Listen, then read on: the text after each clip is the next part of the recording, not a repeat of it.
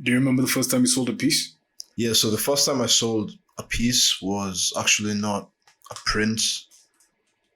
It was a zine I made of a trip I'd done to Morocco, and Wait, oil? Like oil photographs? yeah. Interesting.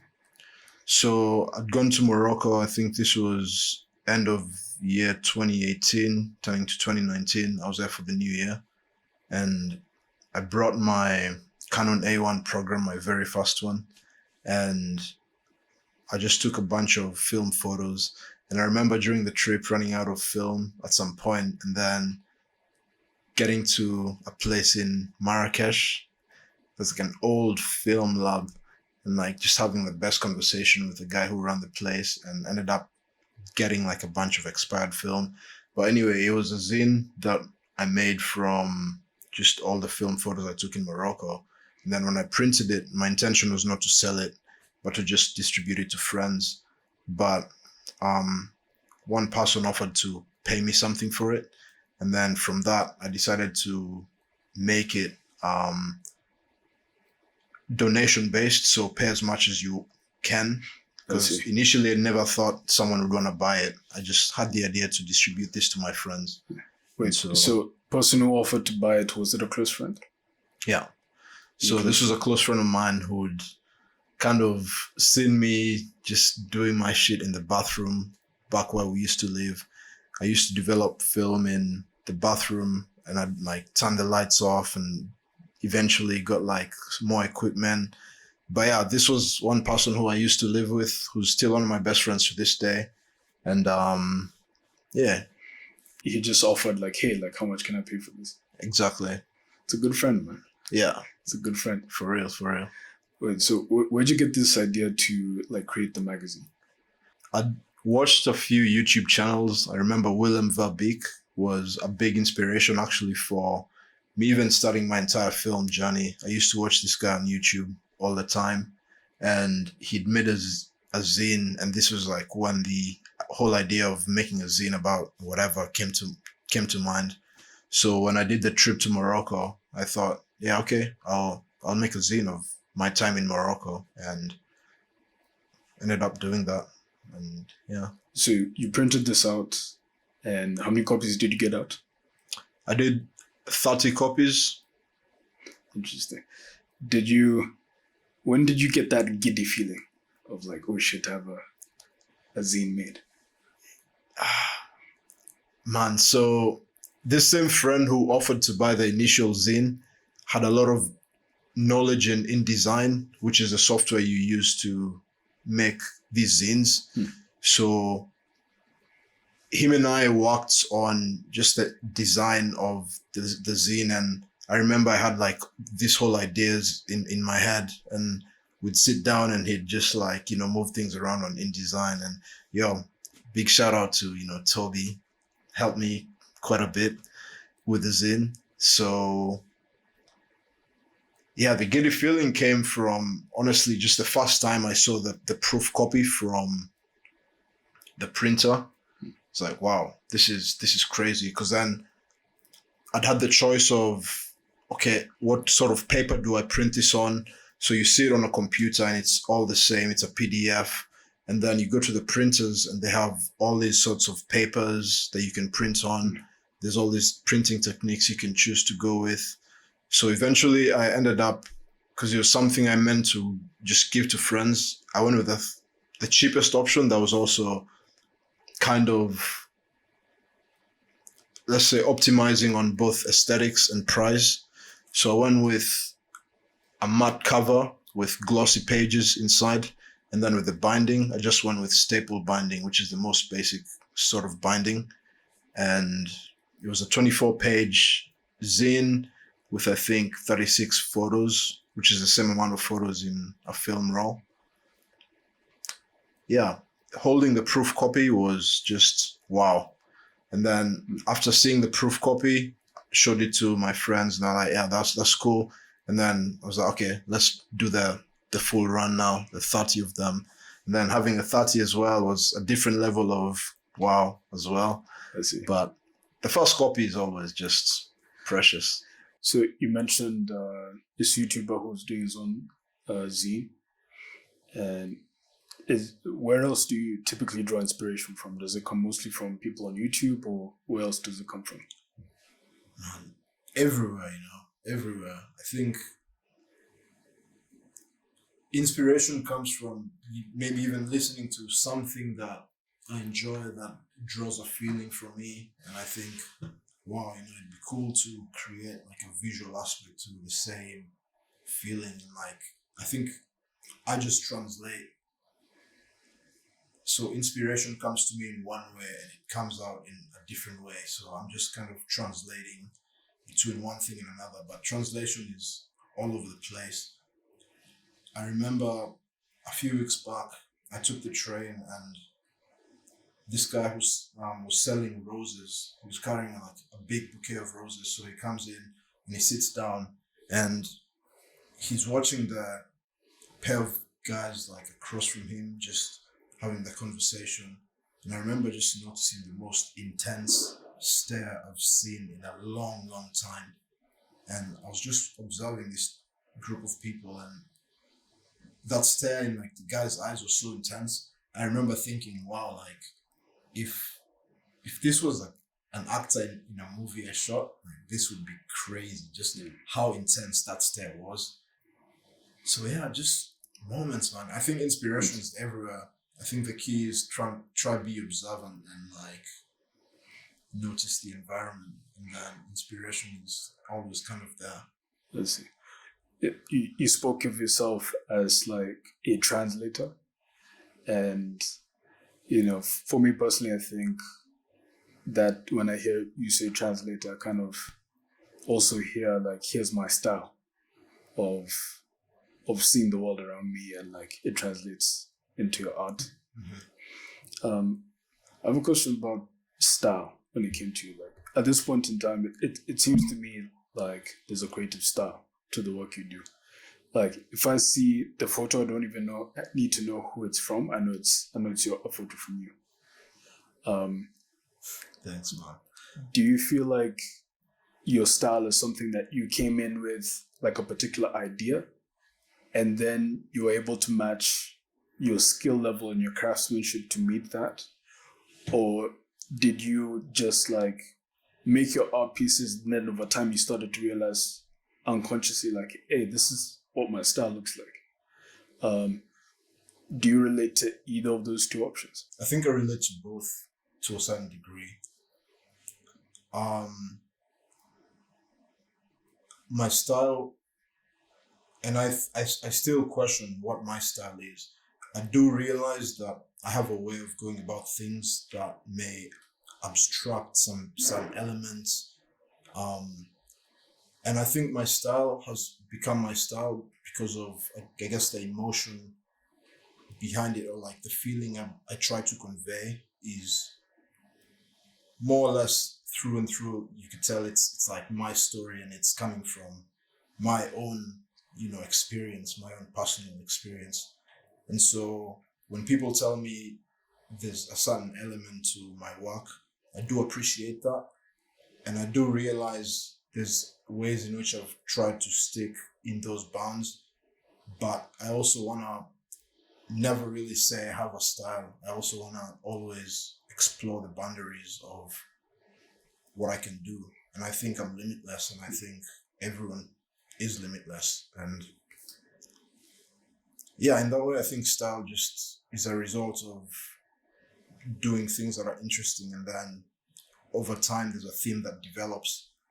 But yeah, there's always an aspiration to try and do certain things in certain ways. Like there's people who inspire me in like how they do their lighting, how they do this and that. So it's trying to achieve those things, but then achieving those things while staying, I think, authentic to my story, I think, for lack of like a better way to put it. Yeah. Fair enough. Do you, at this point in time, consider yourself a professional? Yeah, I do. And now that you do, was there ever a point in time that it was like a conscious switch, like in your head, or was there any moment that kind of marked that for you? So there was a conscious shift first when I moved to Berlin. So my life in the States was very different from what my life is now, in that I'd studied this economics degree and all I wanted to do was go on Wall Street, and I was kind of on the path there. On the side, I'd still was doing my photography and still doing my creative things. I still very much considered them a hobby. And then moving to Berlin, even though for studies, I saw so many people here just being creative and living off of it, full time. And in a way, moving to Berlin just was the genesis of me trying to become a professional of my art. I didn't do that switch off the bat, but I think after graduating from my master's degree here, I just had a lot more time to really focus on it, and I decided to just go full on in. Got my freelancer registration, do all that. I think that's the moment technically in which I actually went pro. But I see.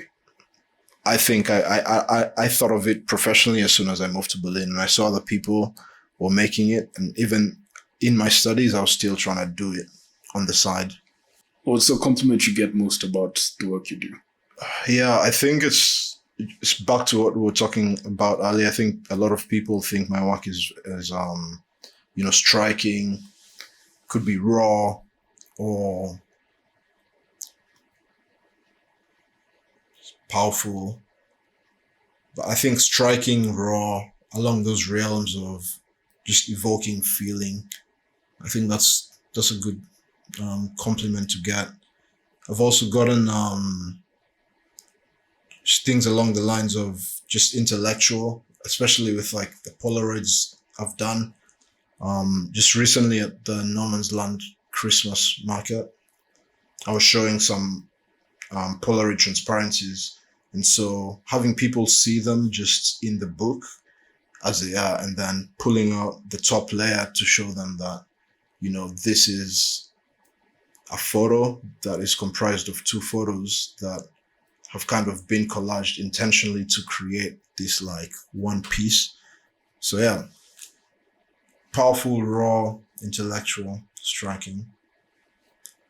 How has your creative process evolved? From the very first times that you were shooting film, kind of figuring out okay, I need to take this to a film lab, or this is what I need to do in post-production to make it look good, all that stuff. How's your creative process evolved? And for you, what's the most exciting bit about your process? That's a loaded question. So my creative process has evolved a lot over the past few years. So just speaking about film alone, when I first began, I was developing all my own film, scanning all my own film. And then a part of, I guess, going pro is then realizing that there's so much time that I spend developing my own film, scanning my own film. And if I need to be delivering these services on a professional level, I need to rely on someone else to handle that part of the process for me. So I went from, developing my own film to having labs do that for me. And then I realized I need a physical part of the process to, still be there for me. So in a lot of ways, I think the Polaroid transparencies also came from that, just needing a physical way to manipulate my photos. And then I also do a lot of things with scanning and photo automat pictures. So my process has changed a lot, but I think I've stuck to the same level of physicality that I always try, and also experimentation. That's a big theme in my work. So I've lost it in some ways, but I've tried to gain that same level of control in other ways. So some artists, when they create, some artists will create the thing, and once they put it out there, they never look back at it. Others do.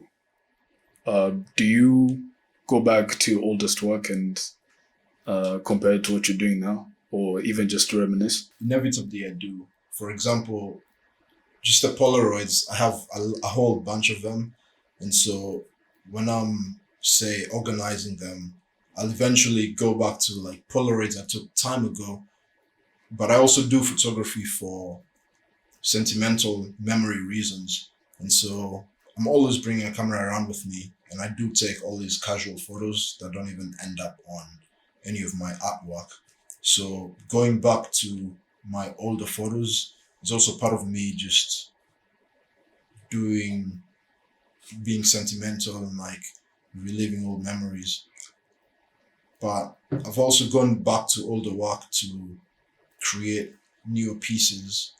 And there's a lot of ideas I have on how I can create future work and merge it with previous work that I made to create new pieces, new work.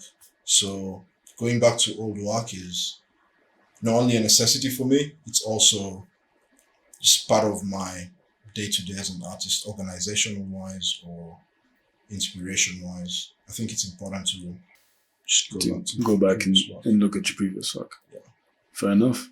What do you think has changed the most over time, like in your work? The production level, the knowledge,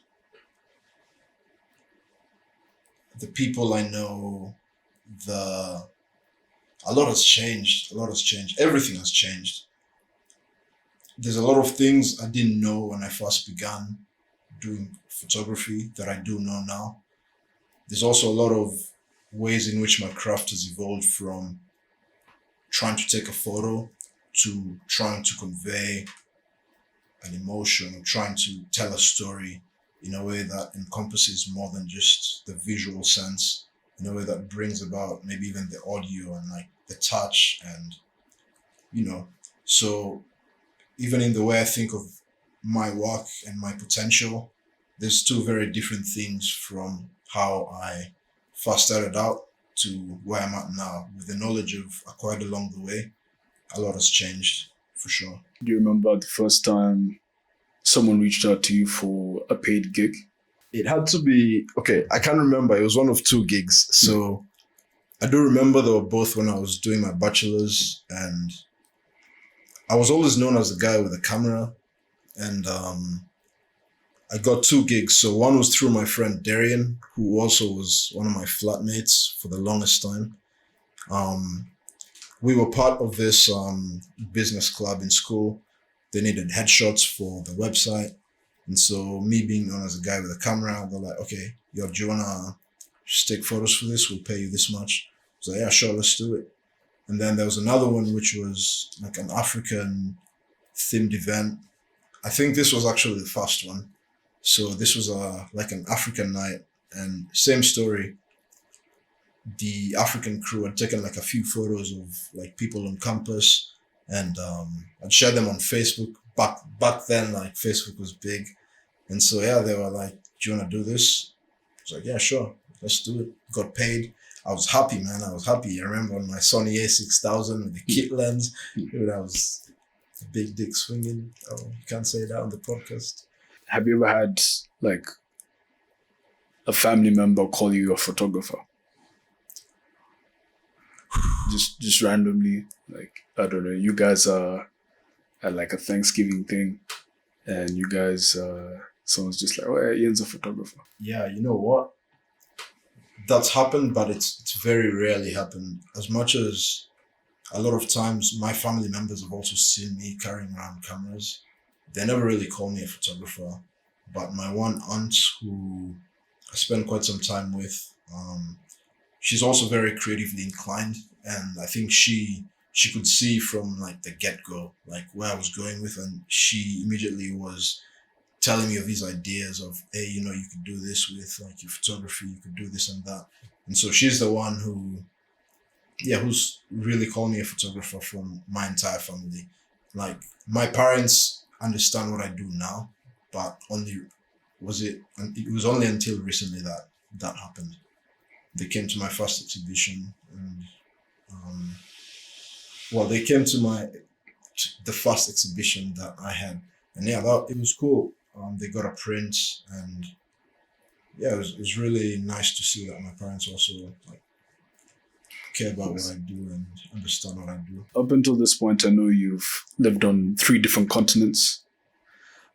Africa, of course, the US, and also here in Europe.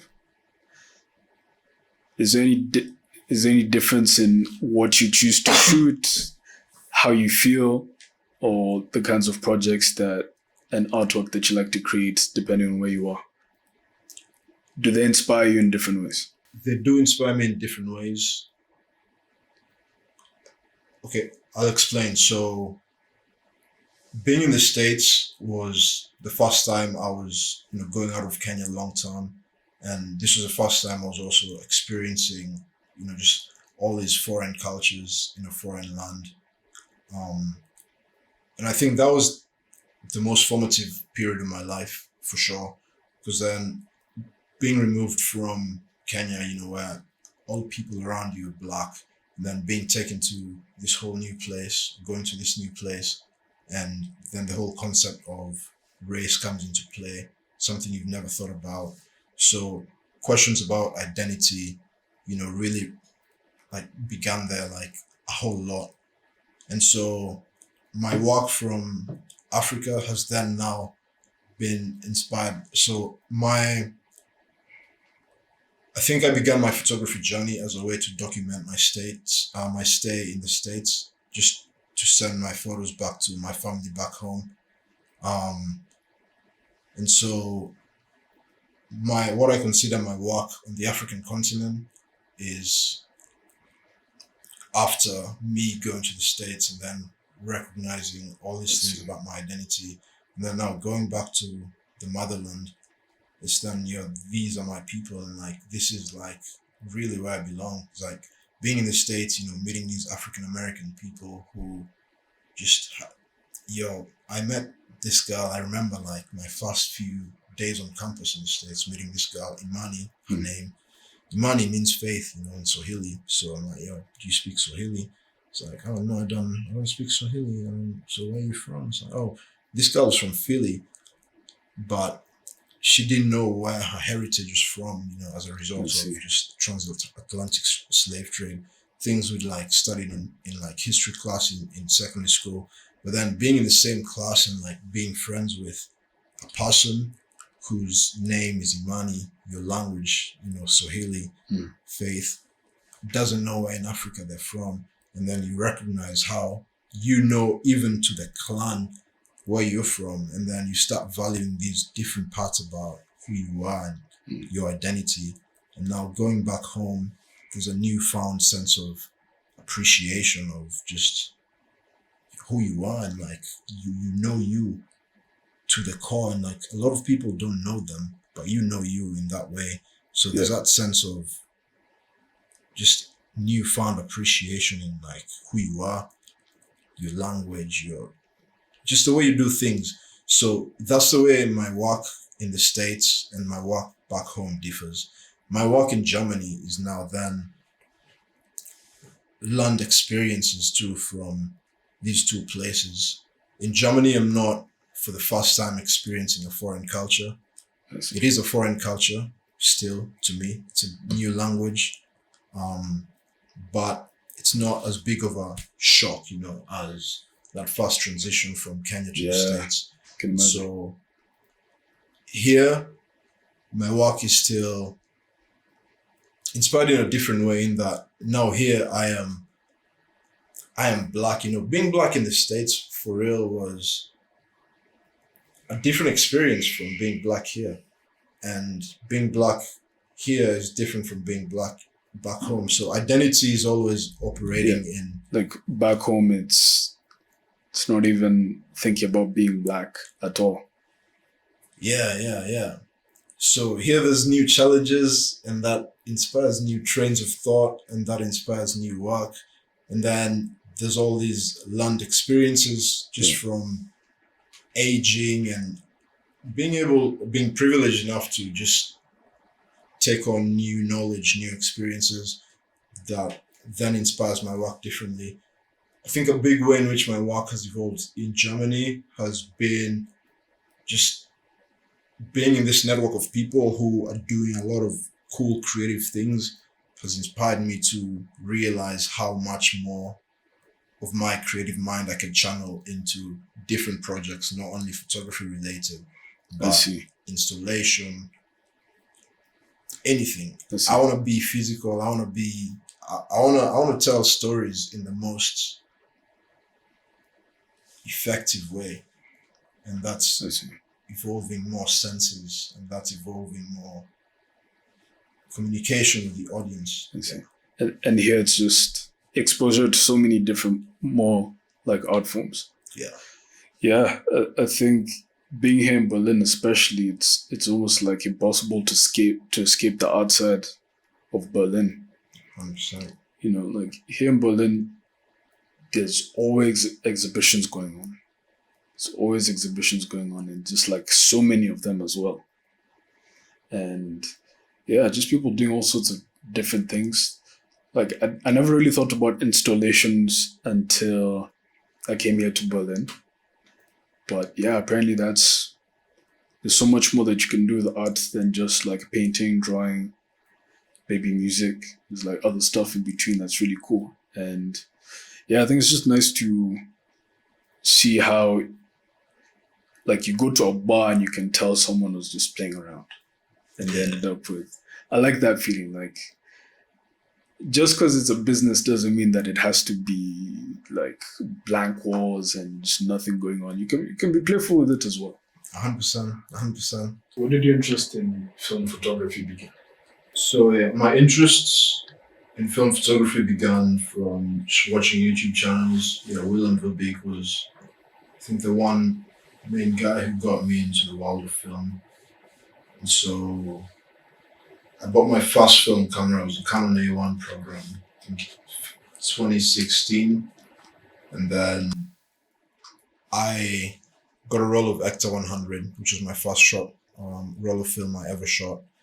And living in upstate New York, there wasn't really any like labs around me. So I had to buy all the chemicals and like still following Willem Verbeek as well, like his instructions on how to develop film at home. Just got all the equipment and developed my first roll of film. Wait, so New York has just moved past film labs completely? So this was upstate New York, not New York City at all, man. This was like 3.5 hours drive away from the city. Upstate, it was like a small town, Ithaca, like a college town. I see. So... Oh, wait, so it's New York the state, though? New York the state, It's the state, okay. Yeah. So, yeah, out of necessity, just developed my own film. To be honest, I was also really curious just about how it would feel to do it myself. Like, I'd shot with a digital camera up until that point. And honestly, when I first developed my own film, I think that was when I really just fell in love with like the craft of photography, just seeing what you can do and like how you can manipulate a lot of things in the development process to create like different results. And that experimental nature of it just blew my socks right off. Yeah. Wait. So, do you still remember the photographs from that like first set that you developed yourself? I still have them. You still have them? Yeah. In film, in Berlin. They always come with me, man, everywhere I go. It was a roll of Ecta 100, and I remember I underexposed it so much. Like, the photos were not like the coolest photos, but yeah, man, it's the first roll of film, and there's something to it. Yeah. The photos are so shit, man. And then I scanned them myself, and I think my scanner had something wrong with the magenta color balance. So the photos are also like just kind of like red. And for the longest time, I thought maybe it's just how the film is supposed to look. Maybe I did something. Just trying to convince yourself of that. Yeah. So I need to rescan them. Actually, I should do that with the correct scanner. I see. Yeah. Interesting. Okay, so you bring that with you. What are 3 cameras that they have to come with you? Or like 3 cameras, if the end of the world and you're told, take your camera camera bag. We need you to shoot the end of the world. Like, what are the 3 cameras that you're keeping? My Polaroid SX70 got to come with me. I mean, not only is that like a beauty of a camera, it's just an amazing design item. Like the way it just folds. Is it like the one that I see a lot in like pop culture? Like, is it that style of Polaroid, like the vintage one? Yeah, the vintage one. You've seen it. The one that like. Is it the brown one that? Yeah. Man, I think you've shown me how to open that camera up like every time you hand it to me, and it's just, it's beautiful and it's vintage, and every time I forget how to like snag the thing open and get it open correctly. And I'm also just one of those people who, if I'm handling a piece of gear, if I try to put like gentle force on it and it doesn't give in, I try not to mess with it. But yeah, it's a beautiful camera, man. Yeah, man. That's a beautiful camera, man. It's delicate as well. Yo, someone borrowed it after the Christmas market. I was like, yo, no! I wouldn't lie to you. Like, I would love to, but I cannot. Like, I'm sorry. I can't give you this camera because, dude, it's actually like, it's 1972 made. Yeah. I mean, you can still buy them, but they're not they're not as there, man. It's a collector's item as well. I see. Like with the original leather, and then mine, I've done this little adaptation that allows it to take Polaroid 600 as opposed to Polaroid SX70, which it's originally made for. So it's like a rare camera for real. So that one's always gonna be on my list. It's my favorite camera, one of my favorite design items. It's beautiful. So you have it doing things that manufactured didn't intend. Man, yo, I'm telling you. Wait, other question here. Have you practiced the speech of telling people no when they ask for that camera? Is it rehearsed? Nah, no one's ever asked me for it. I see. But do you prepare for that day? No, so I went with it to the Christmas market and I thought, okay, it could be a cool way to just also show people what camera I used to shoot my Polaroids, because I brought my like little book of Polaroids. And so I also brought like one film of Polaroids. So I intended to shoot some Polaroids at the event. And so I think the person who asked me for it had seen me like use it, and also come and like we talked about my Polaroids. And so they messaged me on Instagram like a few days after the event. They were like, hey, in the most indirect way, hey, I'm looking for like a Polaroid for like next week, for like a day or two. You know any place I could rent? And I knew obviously what they were like just winking hard. Yeah. And so I was like, nah, I don't know, no. And then they asked me the real question. Oh, do you think I can borrow yours? I was like, nah, sorry, man. I'm sorry. I wouldn't give you mine, because it's honestly a rare one. And you've seen how it opens up, man. It's delicate. You pull it the wrong way, man. Yeah. It's damaged and you can't repair it. So nah, that one's not. Like the people who could repair that camera have already retired, and for real, they're upstate. Yeah, for real. If that camera got damaged, I'd have to buy a new one. And I'm not ready to do that. I see. Okay, that's the first camera. What's the number 2 and number 3? I think the Mamiya RZ67 will always be in that list. It's a powerful camera. I've done a lot of like work on it, like professional work. A lot of my favorite photos I've taken on that camera too. It's a beast of a camera. You can use it in studio. You can use it with any lighting setup you want. You can use it in the field. It's also medium format, which also means you can focus really close. And the way the Mamiya is designed, it has what's called a bellows focus system, which as opposed to having to say like zoom like a lens or like extend a lens to focus, you can very like finely just advance these little bellows. They're like just little wheels, like circular things on the sides. Yeah. Interesting. And so that allows you to get really, really close focus. So if I'm taking a photo of you, I don't have to move the camera towards your face. I can get to a certain position and then just finely focused, and I can doing the same being on medium format, which is such a big like negative size. I can focus on a very specific feature of your face too, just using this like very like fine focusing system. I see. So I love the Mamiya RZ for that. So is it like a macro lens effect? Yeah, something of a sort. So regardless of lens too, so the Mamiya can take a few different focal lengths, but regardless of length, the bellow focus system will allow you to just have that extra like level of ability to get closer. So even if you're shooting on the 120 millimeter, which would mean you'd be like a bit farther off the subject, you could still, from that distance, be able to just select like a certain like part of the frame where you want to have the focus be on. And I think that's really cool. You can always tell by looking at a medium format negative because you can see how much light is coming in because it's a big camera. The lens lets in a lot of light, and that allows the focus to be very, very fine. Yeah. Interesting. So that's camera number 2, the Mamiya. The Mamiya. Camera number 3, man, I don't know. This one I think I'll just leave open because I have a Contax G1, which is an amazing camera. I also have a Canon A1 program, which is the first camera I ever bought, my first ever film camera. Obviously not the one I had back in the day. I lost the one I had back in the day through a terrible skating accident. But I've since bought the same camera, but in black, and I still have it. So yeah, I don't know how many cameras I keep in my permanent collection, but I think those 2 for sure will never leave my permanent collection. I don't think I'll ever sell them. The other 2 as well, for sentimental reasons, I think the Canon A1 program, I've also shot a lot on it.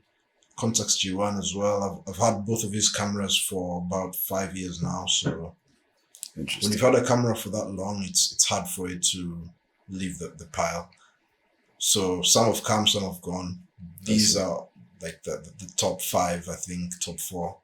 I see. Always be there. Yeah.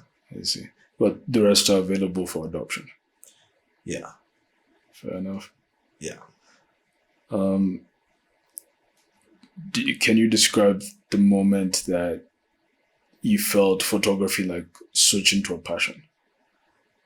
Was because I think about when you try anything for the first time, like usually not that great, and then maybe like at some point you start getting good at something, and then at some point you feel like, oh yeah, like I'm super passionate about this. Did it take time, or was it something that just happened like straight off the bat? Like you took your first photo and you're like, wow. So I'd always been kind of surrounded by photography. My dad kind of had a stint with it. My dad was more of an archivist in that he had all like the family albums, and like not only from like our like nuclear family, but also from like extended family. So in a way he could show us, this is like a photo of like your grandpa's dad or something, your great grandpa or something, or like your grandpa's uncle. So like my dad kind of was an archivist, and he just had like a way of keeping these records. And he also had a few cameras which I got to use along the way. But I think when I first really got into photography was when I owned my first camera. And my first camera that I owned was a Sony a6000, which I still have to this day.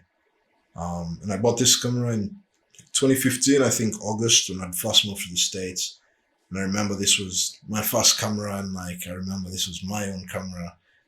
And yeah, man, like that was a nice feeling. I felt, I don't think I had a photo that I took on that camera that I still like think is cool. I do remember like a couple of photos that I took on this camera, but I think when I really felt the essence of photography was when I developed my first film, and then I felt just how physical the process was something for me that I can't really explain. It's almost magical. Just being able to put I roll film into like this dark chamber, pour some chemicals in, shake it, to maintain some temperatures, and then like pull out the film at the end. And then you can now see that like, oh wow, there's photos. And yeah, and I remember like the only place I could hang it was in the kitchen. Like I remember my friends coming in, like seeing it, and they were like, oh yeah, haha. But like, no, after a while, you know, like I did it enough that like, yeah, I could see they were like getting fascinated by it. And I was like, it was cool. Like a few people began just getting like very interested in the process. And yeah, I see. the first film like development for me was crazy. And then it came out and I was like, oh my God, like I want to do this more and more. And yeah, I see. For real. So it sounds like a lot of like the craftsmanship of it and like dealing with the physical medium like sounds very appealing to you. Yeah. Have you noticed other hobbies where it's the same kind of connecting thing of like, I really enjoy hobbies where like I get to do things with my hands. Like, have you noticed that with other hobbies that you have? Yeah. I like to do things with my hands, like not even necessarily for hobbies, but I think for like the sense of touch. I think that sense of touch is something that can transcend a lot of other ways of communication. So be it just, I don't know, relationships, but there's something that touch like brings to the table that you can't really get anywhere else. So even like building that installation at Draaimolen like this past summer, it was just, I was digging, man. I was like, and you know, like that's something that could be very, you know, unglamorous work, but there's a connection that brings between me and like what I'm trying to make is just realizing that that's the work of my hands. And that's like, there's something that comes with physicality, and I'm yet to fully explore it, but I do know it's there. I see. So you mentioned some past work of yours. I think it was past year. You had an exhibition in the UK. Can you tell us a bit about what it was like seeing some of your pieces like up on a billboard? Yeah, so I'll give some context to the exhibition. So this exhibition was an open call, and the theme the artworks needed to respond to was no, but where are you really from? So being someone who's lived outside of my country of birth, Kenya, being in the States, being in Germany, this is a question I've been asked, you know, quite a few times. I'll meet people randomly, we'll have a conversation, and then people will be like, hey, so where are you really from? And I get a lot of different guesses. And I think this is a question a lot of immigrants, you know, get. Yeah. So for me, responding to this artwork as well was, when I saw this open call, I knew I had to respond. And in selecting the artwork to respond with this theme, I went with my piece, Home is Far Away, because I think this piece just really matches the question of know where I'm really from, or the theme of identity, migration. So yeah, applied, and myself alongside 10 other talented artists got to showcase our work on billboards in the UK. This was part of an initiative called The Gallery, where they transform public spaces into art galleries, just really breaking down barriers to access art, and having my art, you know, should just be part of the public discourse and have people, you know, see it, people read about the theme, and people really just question, you know, the world around them. That was an honor and a privilege for me, and it's something I'm very grateful for. When you're creating your stuff, do you ever think about the audience? Like when you're in the creative process? Yes and no. So my audience, can be varying. So for example, in this case, where I'm responding to an open call.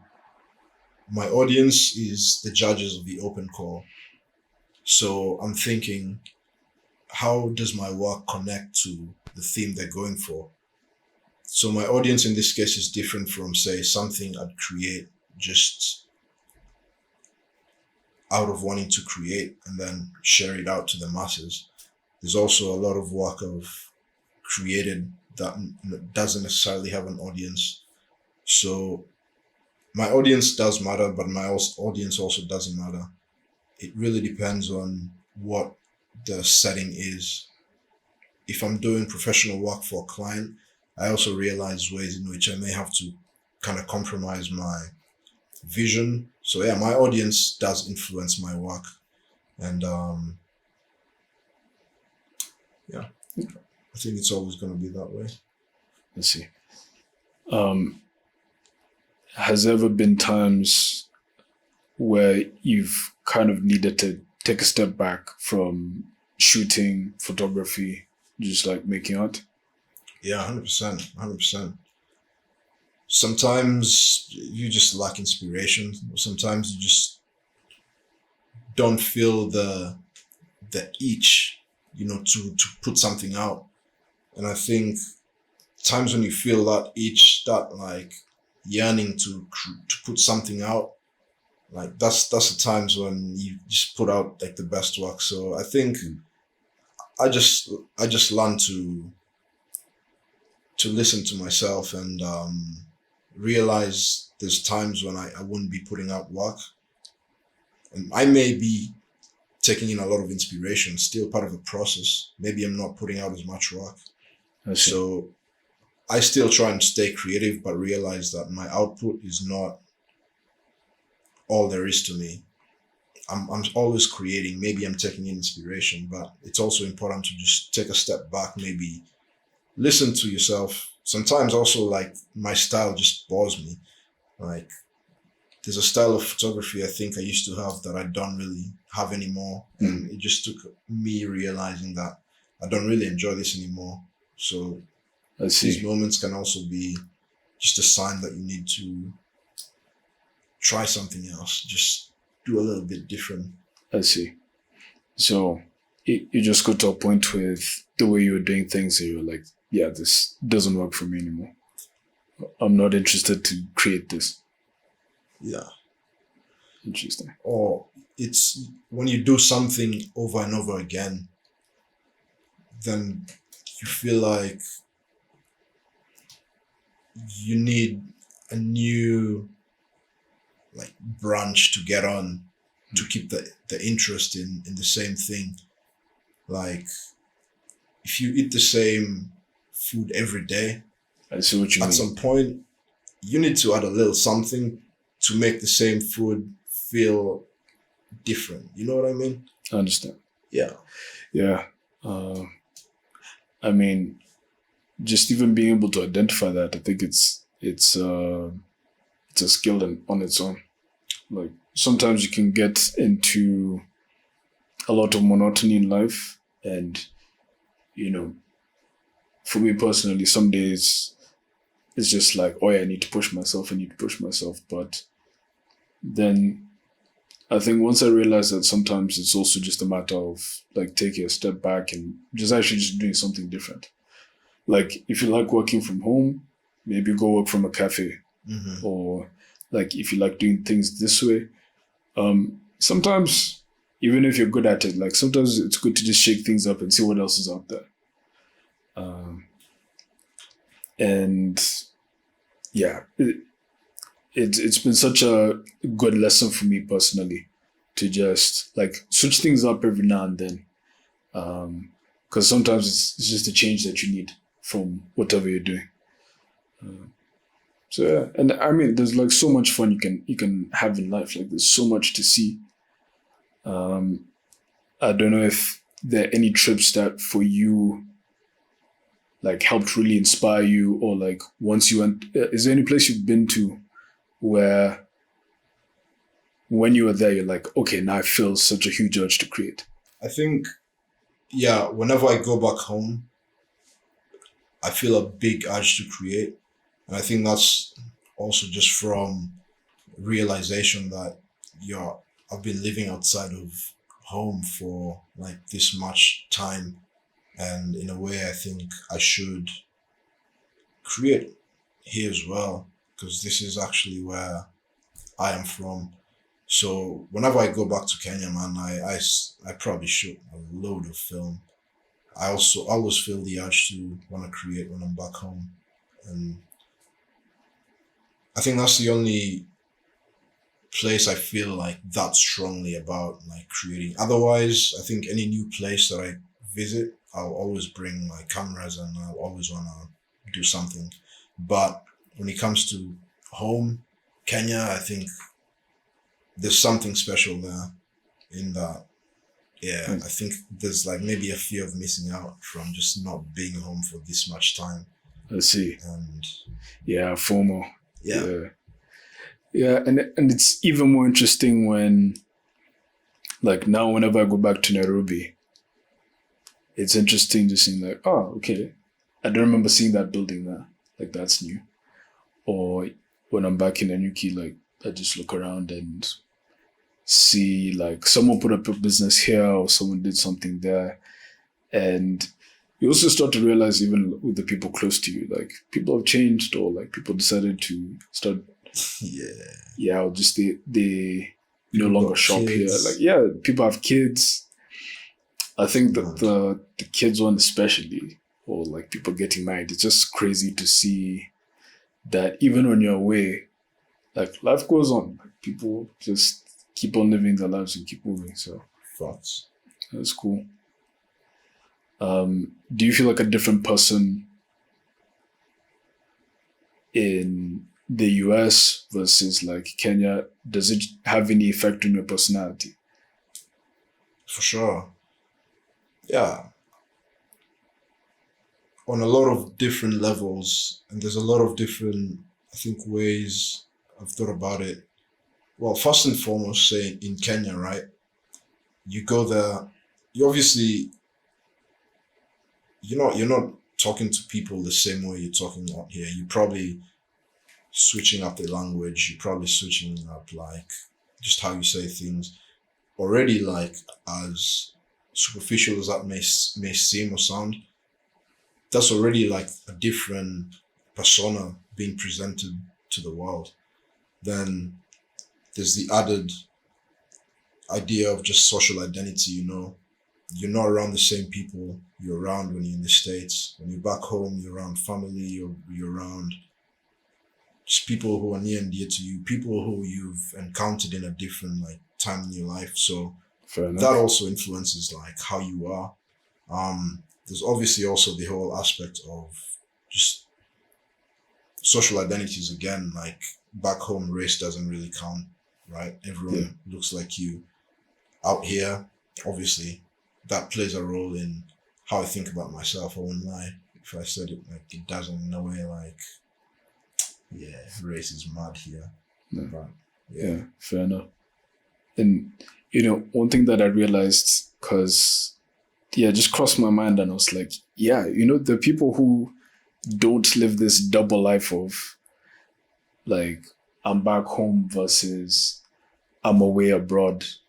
There's some people who, like, live where they grew up and work where they grew up and just, like, they know everyone in their town, their family is all together in the same place. Mm. And I feel like sometimes, especially with, I think a lot of like immigrants, like African immigrants, especially, there's this thing of like, you have one life here and you have a completely different life back home. And, the rest of the world, people who are not immigrants, like it's more or less the same country, like through and through. You grew up there, you work and live and all that stuff. It truly is like you're just a different person when you're back home. I think there's even something to be said about like the buildings, the people you see. Yeah. It's almost like you snap your fingers and you're back to a different version of yourself. Someone was calling this group of people IJGBs. You know the term IJGBs? IJGBs? No, what's that? I just got back.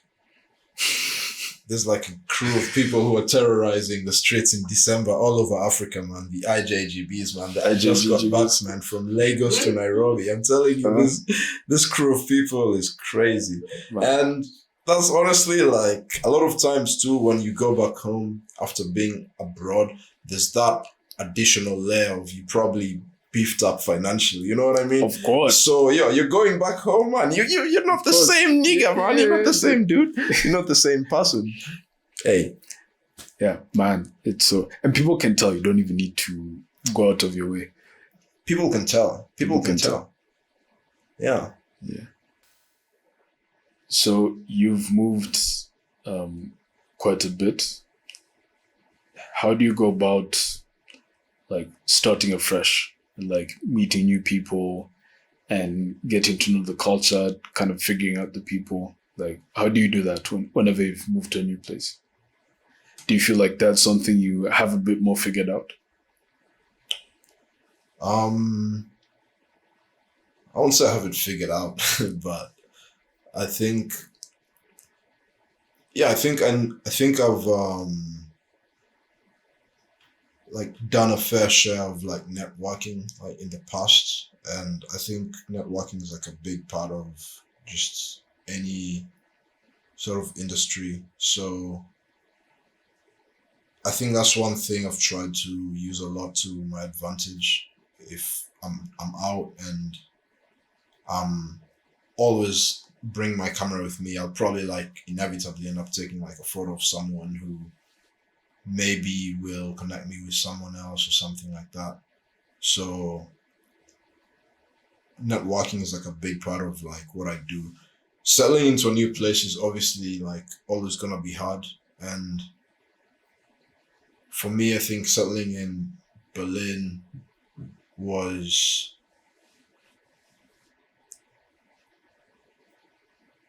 I came here like to study, so I had like this community moving in, but I don't think that was necessarily the community that aligned with, you know, what I wanted to do, like in mind, or like what my passion was, which was, you know, just pursue the visual arts and do more creative stuff.